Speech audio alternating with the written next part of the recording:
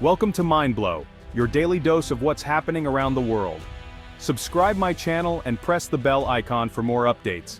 The world watches as Chinese Coast Guard ships blast water cannons at a Philippine supply vessel near 2nd Thomas Shoal.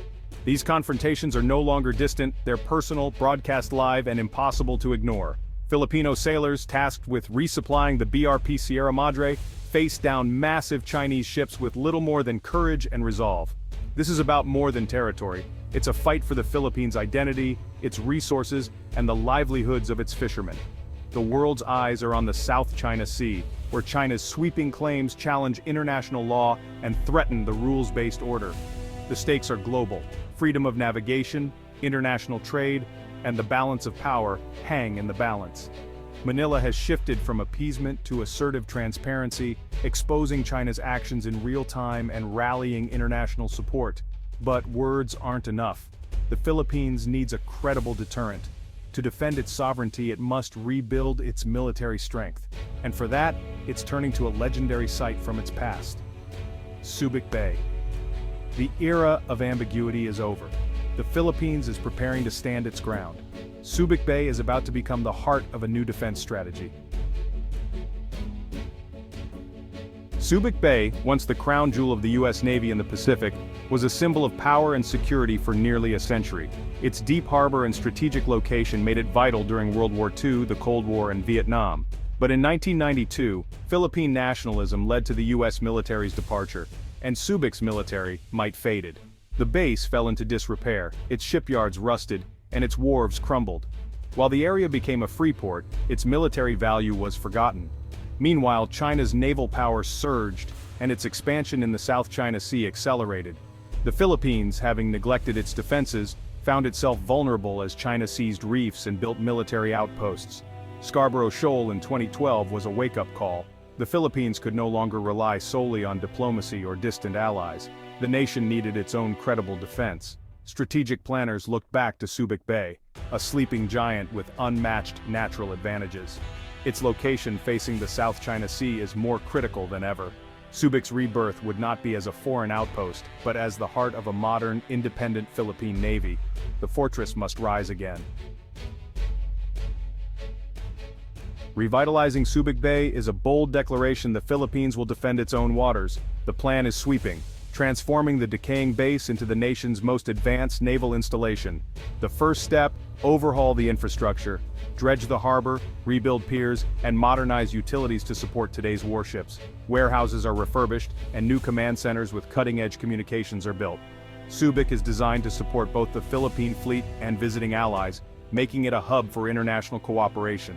The Navy's modernization is underway, new missile-armed frigates and plans for the country's first submarines. Subic will be the home port for these assets, providing rapid access to contested waters. A force based here can respond to incidents in hours, not days. The base is more than a parking lot for ships. It's an operational springboard for patrols, surveillance, and defense. Subic's transformation is about readiness, resilience, and reclaiming control. The rust is gone, the steel of a determined nation is revealed. Subic Bay is once again a fortress. Subic Bay's rebirth is a magnet for allies. The U.S. returns, supercharging the Enhanced Defense Cooperation Agreement, pre-positioning equipment, building facilities, and conducting joint exercises at Subic. This partnership brings advanced technology, training, and a powerful security guarantee. Joint patrols and exercises build real interoperability, sending a message of unity and resolve. Japan, facing its own maritime challenges, is now a key partner, providing patrol vessels and regular naval visits. Australia deepens ties, increasing joint exercises and signing new defense agreements.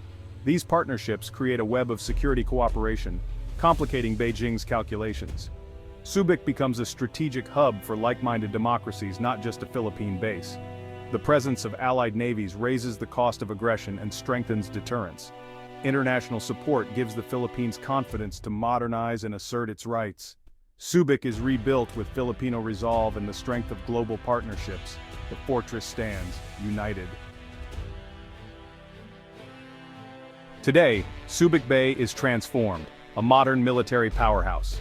The piers host the Philippine fleet's Pride Jose Rizal-class frigates, bristling with advanced sensors and missiles.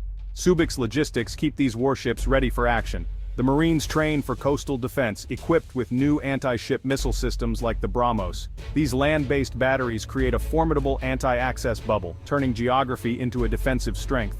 Technology is central. A new coastal radar station provides round-the-clock surveillance, feeding real-time data to command centers. The Navy can now track dark ships, monitor Chinese militia, and respond rapidly to threats.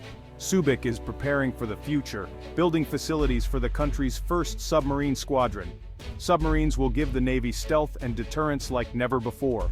Subic is now a multi-layered defense ecosystem, no longer just a port, but the nerve center of Philippine security. The transformation is complete. Subic Bay is ready for any challenge. China views Subic's revival with alarm, calling it a provocation and a pawn in America's containment strategy. Beijing's rhetoric aims to sow division, painting Manila as an American puppet. But the reality is more complex. A strong Subic challenges China's dominance in the South China Sea. Philippine and allied forces can now contest China's gray zone tactics, escorting vessels and shadowing Chinese ships.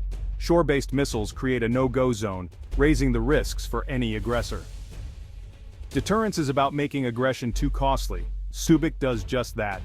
Any Chinese action now risks a rapid, robust response from a nearby hardened base. The chance of escalation, and US involvement, forces Beijing to think twice. But this also risks an arms race, as China may respond with more pressure and military buildup. Manila must balance building defense with keeping communication open, framing its actions as defensive and lawful. The goal: deter conflict, not provoke it. Subic Bay's revival is more than military. It's a symbol of Filipino pride and resilience. For years, helplessness and frustration defined the nation's defense posture. Now, Subic stands as proof that the Philippines is taking control of its destiny. The transformation boosts morale and brings economic benefits, jobs, business, and growth for local communities. Allied navies visiting Subic inject life into the region, showing that defense investment can drive prosperity. Public support for a stronger military and assertive policy is at an all-time high. Subic is no longer a relic of foreign power but a Filipino fortress, built by and for Filipinos. It's a source of pride and a testament to national resilience. This groundswell of support empowers the government to continue its modernization. Subic Bay is now the heart of a new Philippine identity, proud, sovereign, and determined. The ghost is gone. A guardian stands in its place.